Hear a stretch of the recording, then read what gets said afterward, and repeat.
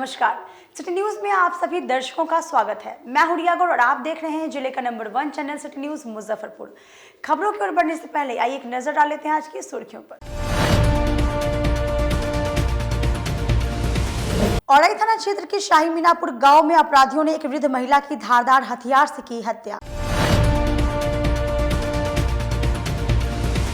AES की पूर्व तैयारी को लेकर एसकेएमसीएच अधीक्षक ने चिकित्सा पदाधिकारियों के साथ की बैठक। और अपराध नियंत्रण को लेकर मुजफ्फरपुर परिक्षेत्र के आईजी ने जोन के सभी जिलों के एसपी व एसएसपी के साथ की समीक्षा बैठक। तो ये थे आज के मुख्य समाचार। अब खबरें विस्तार से। काटी थाना क्षेत्र के मधुकर छपरा गांव में देर शाम अपराधियों ने एक युवक को गोली मारकर घायल कर दिया। अस्पताल में युवक का गंभीर स्थिति में इलाज चल रहा है। काटी थाना क्षेत्र के मधुकर छपरा में शुक्रवार की शाम अपराधियों ने एक युवक को 4 गोली मारकर बुरी तरह घायल कर दिया। घायल की पहचान मधुकर छपरा निवासी अरविंद मिश्रा का 19 वर्षीय पुत्र केशव कुमार के रूप में हुई है। वहीं गोली से घायल ने बताया कि वह बीसीए का छात्र है। शाम के समय कुत्ता को लेकर विवाद हो गया था। उसके बाद देर शाम के समय चौक पर गेहूं पिसवाने जा रहा था। इसी दरमियान अपराधियों ने केशव को पैर और जांघ में 4 गोली मार बुरी तरह घायल कर दिया। मार के भगाया। हम दूरा पर खड़ा थे डंटा लेके, तो फिर कुत्ता देख के भाग गया उसके दूरा पर। उसके कारण दूरा पर चढ़ के लाठी उठी भाजा, नहीं मार पाया। उसके बाद आज धमकी दिया कि तुमको मार के फेंक देंगे दोनों भाई को। मिथिलेश मिश्र धमकी दिया और ऋषभ मिश्र। आज चौक पर हम थे, आटा पिसवाने आए हुए तो गोली मार। प्रभारी थानाध्यक्ष सचिदानंद सिंह ने बताया कि मामले की छानबीन की जा रही है। अपराधियों के खिलाफ उचित कानूनी कार्रवाई की जाएगी। उसके लिए अभी पीएचसी में आए हैं, पीएचसी से रेफर कर दिया गया है एसकेएमसीएच, और हम लोग अग्रिम कार्रवाई के लिए घटना स्थल के लिए प्रस्थान कर रहे हैं। औराई थाना क्षेत्र के मीनापुर गांव में एक वृद्ध महिला की हत्या अपराधियों ने धारदार हथियार से कर दी। घटना के बाद पूरे इलाके में सनसनी फैल गई। जिले के औराई थाना क्षेत्र के शाही मीनापुर गांव में लगभग 45 वर्षीय महिला की धारदार हथियार से गला रेत कर हत्या कर दी गई। घटना देर रात्रि की बताई जा रही है। महिला का पति शशिभूषण शाही वृद्ध व्यक्ति है। स्थानीय लोगों ने बताया कि महिला करीब 10 साल पहले दिल्ली से अपने 2 बच्चों के साथ एक ग्रामीण के साथ आई थी और वृद्ध व्यक्ति से, जिसकी पहले से पत्नी मर चुकी थी, उसे शादी करा दी गई। एक लड़के की शादी हो चुकी है। दोनों लड़का अभी दिल्ली में नौकरी करता है। महिला का पति मंदबुद्धि व्यक्ति प्रतीत होता है। महिला के पति ने बताया कि बीती रात वह खाना खाने घर गया था और लौटकर बगल के स्थानीय ग्रामीण के यहाँ सोने चला गया। उसी ग्रामीण के दरवाजे पर उक्त वृद्ध बराबर सोता था। सवेरे अपने वह घर पर खाना खाने गया तो घर के बाहर बांस की 4 दीवारी से लगी गेट में ताला बंद था, तो वह लौट के चला आया। दोपहर में कुछ ग्रामीणों ने जब बताया कि महिला अंदर मरी हुई है तो फिर ग्रामीणों की भीड़ जमा हो गई। वहीं घटना के संबंध में पूर्वी डीएसपी मनोज कुमार पांडे ने बताया कि एक महिला की धारदार हथियार से हत्या की गई है। सभी बिंदुओं पर जांच किया जा रहा है। थाना अंतर्गत एक महिला की गला रेत कर हत्या किए जाने का मामला संज्ञान में आया है। हमारी टीम वहां पे पहुंची है और पहुंचने के बाद एक व्यक्ति की वहां पे गिरफ्तारी भी हुई है। एफएसएल की टीम के द्वारा पूरे घटना स्थल का परीक्षण करने के लिए हम लोगों ने आवेदन दिया है। एफएसएल की टीम भी पहुंच रही है वहां पे, ताकि घटना स्थल का वैज्ञानिक परीक्षण भी हो सके और अन्वेषण कराने में हम लोग को मदद मिल सके। सर, घटना क्या कारण कुछ पता चल पाया? नहीं, अभी तो चूंकि घटना आज की ही घटना है और घटना घटित होने के 3 घंटे के अंदर हम लोगों ने जो मुख्य आरोपी है उसकी गिरफ्तारी भी कर ली है। अनुसंधान कर रहे हैं हम लोग और उसके बाद ही हम लोग ये कहने की स्थिति में होंगे कि घटना का एग्जैक्ट कारण क्या था। धारदार हथियार से काटने की बात आ रही है गला का? जी बिल्कुल, गला रेत कर हत्या किए जाने का मामला है। गिरफ्तारी हो चुकी है। एफएसएल के द्वारा घटनास्थल और बाकी चीजों की हम लोग परीक्षण करवा रहे हैं। अपराध नियंत्रण को लेकर मुजफ्फरपुर परिक्षेत्र के आईजी ने जोन के सभी जिलों के एसपी और एसएसपी के साथ बैठक कर कई कड़े निर्देश दिए। शुक्रवार को आईजी कार्यालय परिसर में आईजी गणेश कुमार के नेतृत्व में तिरहुत क्षेत्र के सभी पुलिस अधीक्षकों के साथ समीक्षा बैठक की गई, जिसमें अपराध नियंत्रण, विधि व्यवस्था संचालन के सभी पहलुओं पर विशेष चर्चा की गई। साथ ही विभिन्न कांडों में वंचित अपराधियों की गिरफ्तारी को लेकर जो कार्य योजना बनाई गई है उसमें अभी तक क्या क्या क्रियान्वयन किया गया है उस संबंध में समीक्षा की गई। इस दौरान समीक्षा बैठक में Muzaffarpur SSP Jayant Kant, Vaishali SP Sitamarhi SP, Muzaffarpur city SP समेत कई अधिकारी मौजूद थे। आपको बता दूं कि इन दिनों बिहार में लगातार अपराध बढ़ता जा रहा है, जिसको लेकर विपक्ष लगातार सरकार पर निशाना साध रही है, तो दूसरी तरफ सरकार लगातार अधिकारियों को अपराध नियंत्रण को लेकर सख्त निर्देश दे रही है, जिसको लेकर मुख्यालय से भी लगातार विभिन्न अधिकारियों को निर्देश दिया जा रहा है। क्षेत्र के सभी पुलिस अधीक्षकों के साथ समीक्षा बैठक की जा रही है। इस बैठक में अपराध नियंत्रण एवं विधि व्यवस्था संधारण के सभी पहलुओं पर हम लोग विस्तार से चर्चा कर रहे हैं। जो भी कांडों में वांछित अभियुक्त हैं उनकी गिरफ्तारी की कार्य योजना बनाई गई है। उस कार्य योजना पर अब तक क्या क्या क्रियान्वयन किया गया है उस संबंध में हम लोग समीक्षा कर रहे हैं। मीनापुर थाना क्षेत्र के राहतोमा गांव में अपराधियों ने सोई अवस्था में सब्जी विक्रेता को गोली मारकर हत्या कर दी। घटना के बाद छानबीन में पुलिस जुटी हुई है। जिले में लगातार हत्याओं का दौर जारी है। मीनापुर थाना क्षेत्र के पानापुर ओपी के रामतुम्हा निवासी रामेश्वर पंडित जो सब्जी कारोबारी थे, अपराधियों ने गोली मारकर हत्या कर दी। मृतक आसपास के खेतों में सब्जी उपजाकर बाजार में बेचकर जीवन यापन किया करता था। मृतक की पत्नी ने बताया कि देर रात वो सब सोने के लिए चले गए। उसके बाद सुबह उठने पर देखा कि बाहर दरवाजे पर सोए अवस्था में ही उसके घर के बाहर नीचे बिछाई चटाई पर उसका शव पड़ा हुआ था, जिसकी गोली मारकर हत्या कर दी गई। जिसके बाद उसने अपने बच्चों को बुलाया। परिजनों ने पुलिस को खबर दी। जानकारी मिलने के बाद पुलिस जांच में जुट गई है। हम सवेरे खाने के देख लिया, हमका 3 बजे तो उठ लिया तो देख लिया। तो क्या देखा आपने 3 बजे? देख लिए तो ना रहल 3 हो गए। तो उसके बाद आपने क्या किया था? कथी को लेके सब ले रोए करने लगली है। दोसर कथी कर तो लोग सानू पुलिस के फोन करती है। तब आप थे उन्हीं के साथ सो रहे? हाँ, हमारे साथे रहेगा। अच्छा, तो पता नहीं चला? ना, हम कुछ नहीं जानी है। अच्छा, किसी पर शक है? ना, हम केकरा पर अनजान, हम केकरा कहिए। हम क्या नाम था उनका जिनका अति हुआ? क्या नाम है आपका पति का? कहला ना, रामेश्वर पंडित का। अच्छा, आपका नाम क्या हुआ? सीमा देवी। तो किसी से कुछ विवाद हुआ जमीन? नहीं, कुछ के ना।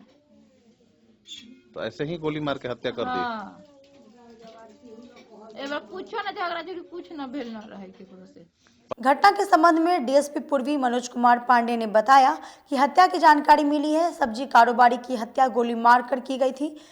पुलिस अपराधियों के तलाश में छापेमारी कर रही है। जल्द ही अपराधियों को गिरफ्तार कर लिया जाएगा। अंतर्गत एक व्यक्ति की रात में गोली मारकर हत्या किए जाने का मामला संज्ञान में आया है और हम लोग इसमें जांच कर रहे हैं और अभी तक आवेदन हम लोग को प्राप्त नहीं हुआ है एफआईआर का। लेकिन ये है कि जो भी दोषी हैं हम लोग जांच कर रहे हैं और जो भी दोषी है निश्चित रूप से उन पर हम लोग कार्रवाई करेंगे, गिरफ्तारी उनकी होगी। प्रथम दृष्टया से कुछ मालूम चल पाया है इस घटना में? बहुत सारी चीजें हैं जिन पर 2-3 एंगल हैं जिस पर हम लोग काम कर रहे हैं और वो प्रॉपर इन्वेस्टिगेट करने के बाद ही हम लोग ये कहने की स्थिति में होंगे कि घटना किन के द्वारा की गई है। प्रधानमंत्री आवास योजना में फर्जी तरीके से राशि निकालने की शिकायत को लेकर जमीन मालिक ने नगर आयुक्त को ज्ञापन सौंपा। मुजफ्फरपुर नगर निगम में विवाद अब वजह बनते बन गई है। एक ऐसा ताजा मामला सामने आया है जहां वार्ड 11 के योगियामठ मोहल्ले में दूसरे की जमीन के नाम पर एक व्यक्ति ने प्रधानमंत्री आवास योजना की राशि फर्जी तरीके से उठा ली। ये मामला तब खुला जब जमीन के मालिक ने नगर आयुक्त को इस फर्जीवाड़े के संबंध में ज्ञापन दिया। जमीन के मालिक संजीव कुमार ने बताया कि दीपक शाह नामक व्यक्ति ने फर्जी तरीके से प्रधानमंत्री आवास योजना पास करवा ली और कर्मचारियों को मिलाकर राशि भी निकाल ली थी। दूसरा आदमी वार्ड 11 में अपना पैसा उठा रहा है और प्रधानमंत्री आवास से गलत फायदा उठा रहा है। इसमें दीपक शाह नामक ने दूसरे व्यक्ति को एक जमीन दिखाकर मकान दिखाकर और वो फर्जी तरीके से अपना मकान, इसके पहले भी हम नगर आयुक्त से मिल चुके हैं, आवेदन भी दे चुके हैं, इस पर कोई भी कार्रवाई नहीं हुई। डीएम साहब को भी दिए आवेदन, उस पर भी कोई कार्रवाई नहीं हुई। अभी तक यही है कि इस पर कोई भी बहुत धांधली की तरह यहाँ वार्ड 11 में ये चल रहा है। ये सब प्रधानमंत्री आवास योजना का आपको इसकी जानकारी कैसे लगी? इसके लिए मेरा अनियमित मकान उस पर भी ये कर दिया और मामा जी के मेरा मकान है आवास बना, उसके दिखाकर दीपक शाह नामक व्यक्ति ने अपना मकान पास करवा लिया। नरूना के परिजनों ने मुजफ्फरपुर विशेष न्यायालय में सीबीआई द्वारा फाइनल रिपोर्ट पर रिकॉर्ड जांच की अर्जी दी। नरूना मामले में शुक्रवार को मुजफ्फरपुर विशेष न्यायालय में नरूना के पिता अतुल चक्रवर्ती के द्वारा न्यायालय में सीबीआई की फाइल रिकॉर्ड देखने को लेकर विशेष कोर्ट में आवेदन दिया गया है।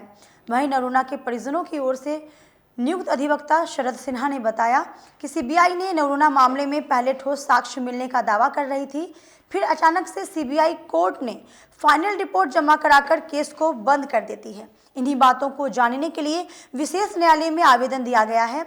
न्यायालय से समय की मांग की गई है। इशू की गई थी न्यायालय से कि सीबीआई ने फाइनल फॉर्म सबमिट कर दिया है।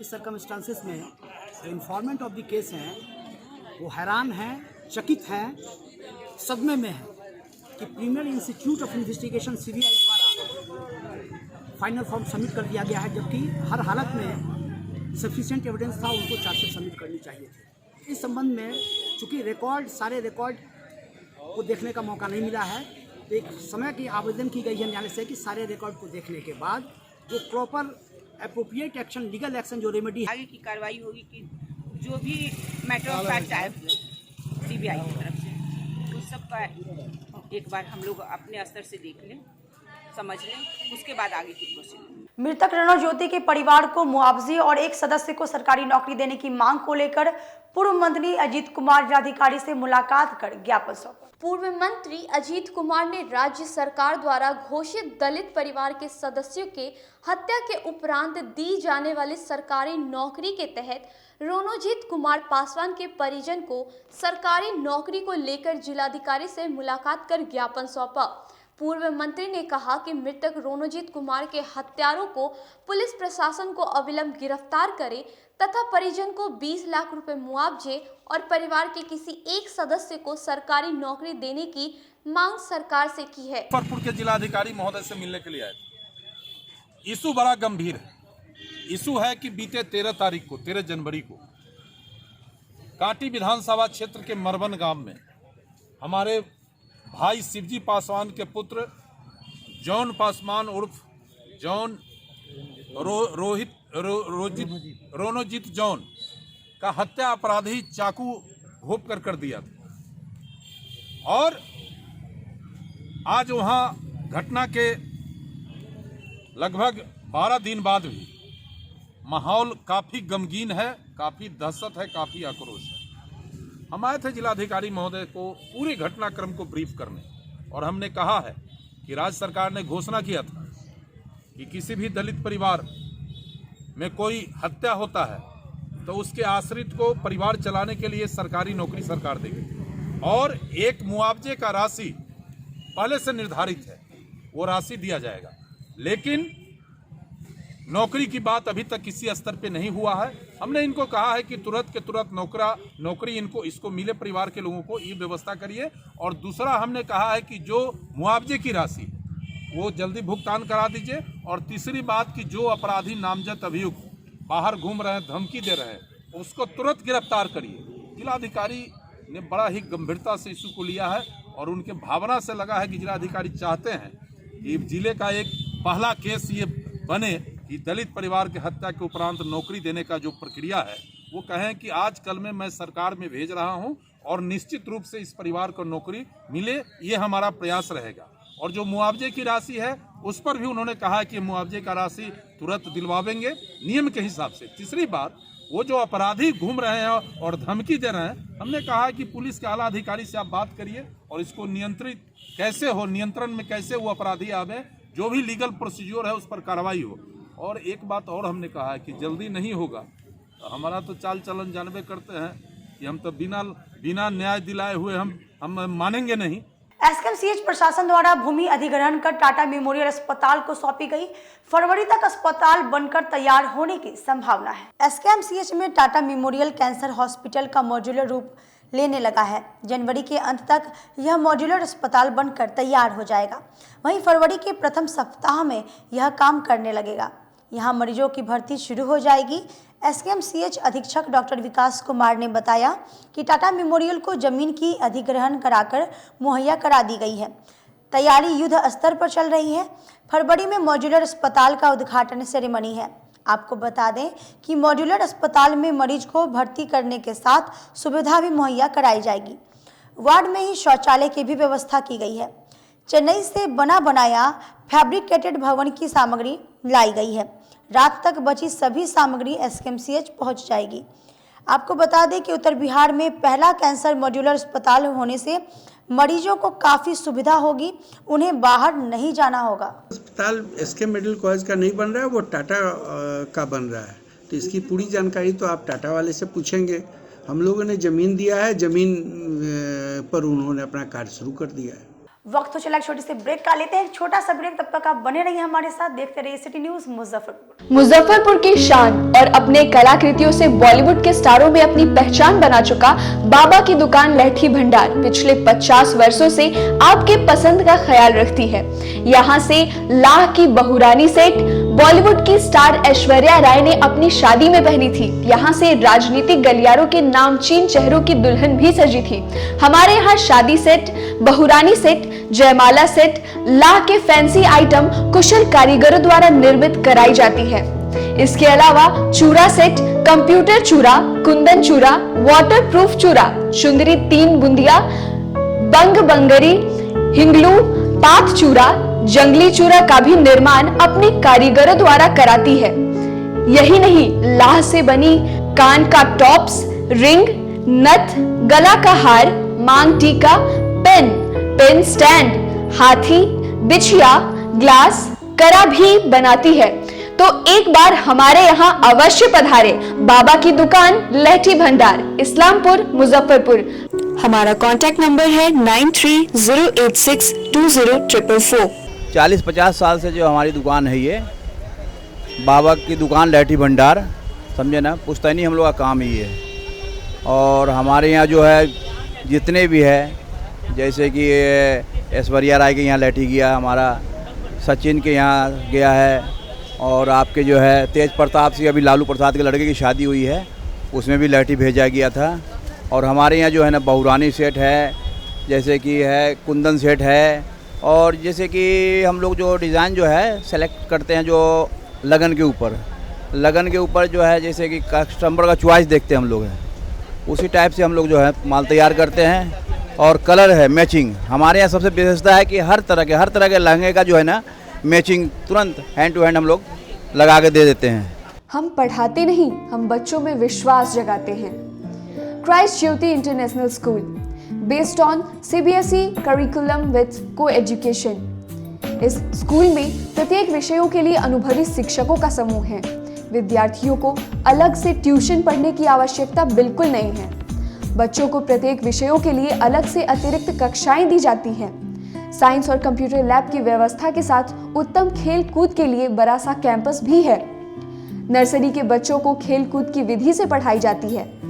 केंद्रीय माध्यमिक शिक्षा बोर्ड पर आधारित पाठ्यक्रम से कक्षा प्ले हाउस व नर्सरी से अष्टम वर्ग तक ये नामांकन प्रारंभ है। तो नामांकन के लिए तुरंत संपर्क करें।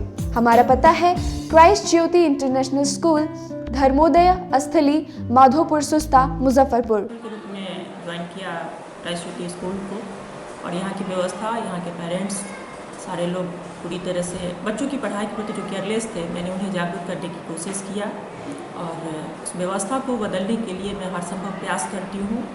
जहाँ तक हो पाएगा मैं इसे आगे बढ़ाऊंगी, इसे आगे बढ़ाना ही मेरा कर्तव्य है। ब्रेक के बाद एक बार फिर से आप सभी का स्वागत है। आइए बढ़ते हैं अगली खबरों की ओर। SKMCH के अधीक्षक ने AES की पूर्व तैयारी को लेकर अस्पताल कर्मियों के साथ बैठक कर कई जरूरी निर्देश दिए। शुक्रवार को SKMCH अधीक्षक कार्यालय में डॉक्टर विकास कुमार की अध्यक्षता में AES बीमारी संबंधित अधिकारियों के साथ बैठक की गई। बैठक में AES से बचाव व समस्या को लेकर चर्चा की गई। अध्यक्ष डॉक्टर विकास कुमार ने बताया कि हर माह में संबंधित विभागाध्यक्ष के साथ समान बैठक की जाती है। इसी कड़ी में आज संबंधित विभागाध्यक्ष के साथ बैठक की गई है, जिसमें AES से संबंधित विभागाध्यक्ष द्वारा रखी गई समस्याओं के निदान पर चर्चा की गई। उन्होंने बताया कि संबंधित विभागाध्यक्ष को आश्वस्त किया गया है, जो भी समस्या हो रही है उसको अपने स्तर से आदेश पारित करे। सुप्रिंटेंडेंट आपके साथ है। सामान्य बैठक है, हर महीने में हम लोग हर विभागाध्यक्ष से, हर विभाग के विभागाध्यक्ष से हम लोग वार्ता करते हैं और उनके संबंध में उनकी आपूर्तियों को देखते हैं। तो इस बार अभी बैठक में शुरुआत, अभी इस महीने के बैठक में हम लोग ने AES से शुरुआत की है, और AES के बैठक में उन्होंने अपनी समस्याओं को बताया, और हम लोगों ने उनके निदान के लिए विभागाध्यक्ष को कहा है कि आप अपने स्तर से जो भी आदेश पारित करेंगे वो सुप्रिंटेंडेंट और डिप्टी सुप्रिंटेंडेंट उसको सअक्षर पालन करेंगे और उसकी आपूर्ति आपको की जाएगी। उसके लिए किसी तरह की कोई कमी नहीं है। 26 जनवरी की परेड की तैयारी को लेकर एनसीसी के 6 बटालियन ने पंडित जवाहरलाल नेहरू स्टेडियम में परेड का पूर्वाभ्यास किया। पंडित जवाहरलाल नेहरू स्टेडियम में 26 जनवरी गणतंत्र दिवस की परेड की पूर्वाभ्यास एनसीसी के बटालियन ने किया। पूर्वाभ्यास में एनसीसी के 6 बटालियन ने हिस्सा लिया, जिसमें 2 महिला बटालियन भी शामिल थी। एनसीसी 2 बटालियन के कमांडेंट ने बताया कि पूर्वाभ्यास 24 जनवरी तक कराई जाएगी। इसमें कुल 6 बटालियन हिस्सा ले रहे हैं। इसमें हमारा जो 26 जनवरी के लिए जो हमारा एक 32 Bihar NCC battalion 2 Bihar NCC battalion Muzaffarpur, ये हम बच्चों का अभ्यास करवा रहे हैं, तैयारी करवा रहे हैं 26 जनवरी की परेड के लिए। और बच्चों को जो हम यहाँ 9 बजे फालन होता है, 9 बजे से लेकर 12 बजे तक हम इनको परेड करवाते हैं। उसके बीच में इनको रिफ्रेशमेंट दिया जाता है, जो 10 बजे हम इनको ब्रेक में समोसा रसगुल्ला वगैरह हम इनको खिलाकर परेड करवाते हैं। तो बच्चों में कितनी उत्साह दिख रही है? बच्चों में काफ़ी खुशी है और बच्चे अच्छी मेहनत से काम कर रहे हैं। जिले के इंटरमीडिएट के छात्रों ने परीक्षा की तिथि को बढ़ाए जाने को लेकर जिलाधिकारी से मुलाकात कर अपना ज्ञापन सौंपा। बिहार इंटरमीडिएट के छात्रों ने इंटर परीक्षा की तिथि आगे बढ़ाए जाने को लेकर जिलाधिकारी से मुलाकात कर ज्ञापन सौंपा। छात्रों का कहना था कि कोरोना महामारी के कारण हम लोगों की पढ़ाई 22 मार्च से 4 जनवरी तक पूरी तरह बंद थी, जिसके कारण हम लोगों का सिलेबस मात्र 20% ही पूरा हो पाया था। ऐसी स्थिति में हम लोग कैसे परीक्षा देंगे?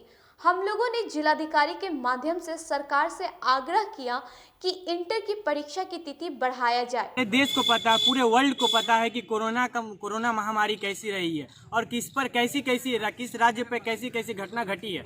इस कोरोना महामारी में खाने तक के लिए पैसे नहीं है। ऑनलाइन हम लोग कहाँ से कर लेते हैं? ऑनलाइन क्लास हम लोग कहाँ से कर लेते हैं? और सरकार बोल क्या परेशानी हो रही है आप लोगों को? परेशानी ये हो रही है, हम लोग का सिलेबस कंप्लीट नहीं है और ऊपर से सिलेबस भी घटाया नहीं गया, ऊपर से पूरा एग्जाम लिया जा रहा है। उसमें भी एक्सचेंज इंग्लिश सब्जेक्ट में हम लोग का मॉडल सरकार ने मॉडल पेपर 20 दिन पहले जारी किया है। उसमें भी कुछ चेंजेस है। एंटोनेम साइनोनेम इसमें चेंज कर दिया गया। एंटोनेम साइनोनेम होता है एक शब्द जो होता है। क्या मांग कर रहे हैं जी? हम लोग का मांग यही है कि हमारे जो बिहार बोर्ड के चेयरमैन है वो अपना डेट को अपना निर्णय बदल दे और हम लोग का डेट आगे बढ़ा दे, ताकि हमारा उज्जवल भविष्य हो सके।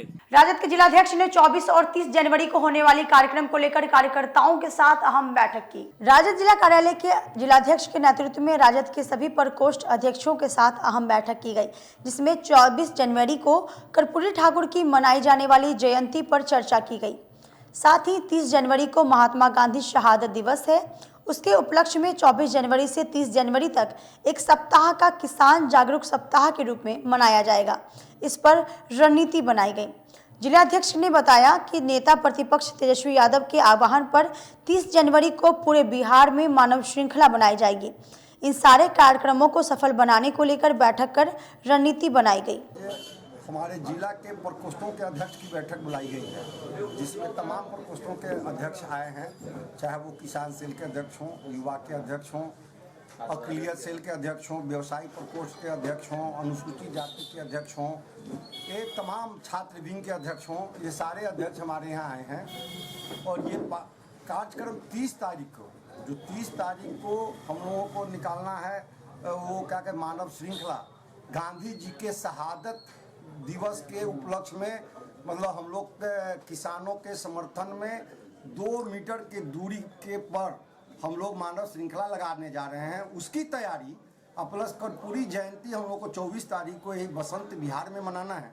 उसकी तैयारी के हम तमाम विंगों के अध्यक्ष को बुलाए हैं और इन लोगों को निर्देश दिए हैं कि अपने अपने प्रखंडों के अध्यक्ष को, अपने अपने पंचायत के अध्यक्ष को, और जो वार्ड में हमारे जो युवा के, अकलियत के, व्यवसायी के, जो भी हमारे प्रकोष्ठ के साथी हैं, तमाम लोगों को आपको अग्रेसिव करके और ज़्यादा से ज़्यादा प्रचार प्रसार, क्योंकि हम लोग 24 से लेकर 29 तक किसान जागरूकता सप्ताह के रूप में हम राजद मनाएगी।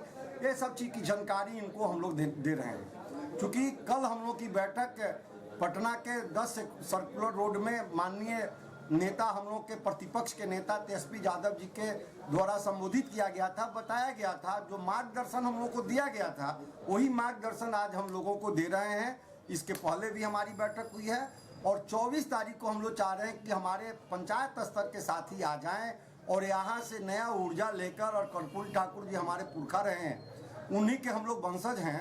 कर्पूरी ठाकुर को याद करके अब महात्मा गांधी जी जो किसानों के लिए लड़ते रहे, आए थे बिहार में, चंपारण में आए थे, 3 कठिया कानून जो नीलहा खेती करने के लिए जो माने लगाया गया था, किसानों को मजबूर किया गया था कि 1 बीघा में 3 कट्ठा कम से कम आपको नील की खेती करना है। उसी तरह से अभी केंद्र सरकार आपको अडानी और अंबानी के हाथों किसान को गिरवी रखने का काम कर रही है। जनहित अभियान के सदस्यों ने 2021 में होने वाले जनगणना को लेकर जागरूकता अभियान चलाया। 2021 में भारत की 10 वार्षिक जनगणना सरकार द्वारा शुरू की जाएगी, जिसको लेकर जनहित अभियान के सदस्यों ने शहर में आम लोगों के बीच जागरूकता अभियान चलाया। जनहित अभियान के अध्यक्ष ने बताया कि जनगणना को लेकर आम लोगों को जागरूक करने की जरूरत है ताकि सभी लोग इस जनगणना में शामिल हो सके। 2021 जनहित अभियान के नेतृत्व में हम तमाम साथी इस मुजफ्फरपुर की धरती के आज 8वें दिन जनसंपर्क यात्रा के क्रम में यहाँ पहुँचे हुए हैं। बिहार जनसंपर्क यात्रा के प्रथम चरण में 5 जिलों में यात्रा करते हुए आज हम लोग यहाँ सभी साथियों के साथ पहुँचे हुए हैं। देश में जाति जनगणना कराने की मांग को लेकर यह आंदोलन चलाया गया है। यह आंदोलन पहले भी चलाया गया था। जनगणना किसी भी समय इस वर्ष होने वाली है और इस वर्ष होने वाली जनगणना में हम जाति को शामिल कराकर जाति जनगणना कराने की मांग करते हैं और हम चाहते हैं देश के प्रधानमंत्री जाति जनगणना के महत्व को समझें। आज के लिए बस इतना ही। कल फिर मिलेंगे कुछ नई खबरों के साथ। तब तक आप मुझे और मेरी पूरी न्यूज़ टीम को दीजिए इजाजत। नमस्कार।